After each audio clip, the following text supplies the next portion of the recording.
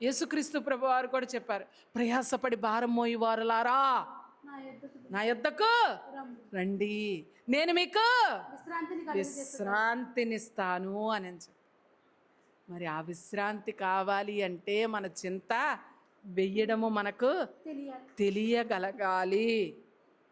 అప్పుడు దొరుకుతుందమ్మా. నువ్వు చింత యేసుక్రీస్తు ప్రభువారి ద్వారా దేవుని మీద వేశావు అంటే నీకేం తెలుస్తుందో తెలుసా?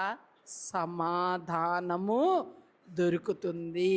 నేను ఇది ప్రసంగం ఇంత చెప్పినట్టు ఉంటుంది, ఇవన్నీ రెప్పపాటి కాలంలో జరిగిపోతాయి తెలుసా మీ అందరికీ.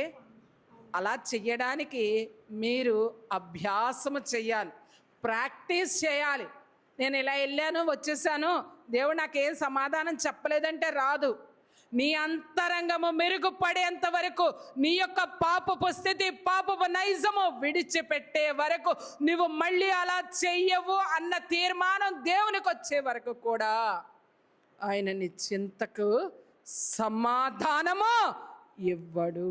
ఎందుకంటే మనము మనుష్యులము, తప్పిపోయే గొర్రెలము.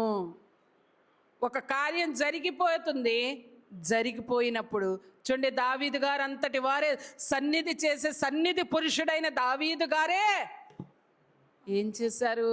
అన్నీ వచ్చిన తర్వాత దేవుని యొక్క మాటను వినలేకపోయారు. అందుకని ఆయన చెప్తారు, దేవుని యొక్క సన్నిధికి వెళ్ళడానికి కూడా వెరచియున్నారని మనము చదువుకుంటూ ఉంటాం. దావీదు గారు సాతాను చేత ప్రేరేపింపబడినప్పుడు అన్న వాక్యాన్ని మనం తలపోసుకుంటూ ఉంటాం. దినవృత్తాంతాల గ్రంథం 20 అధ్యాయాలు ఈ మాటలన్నీ రాయబడి ఉంటుంది, ఈ కథ అంతా రాయబడి ఉంటుంది.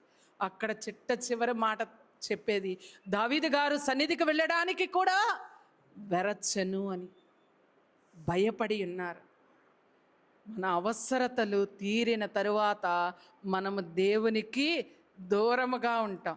మనకు చింత ఉన్నంత కాలము కూడా మన అంతరంగము లొంగి ఉంటుందమ్మా.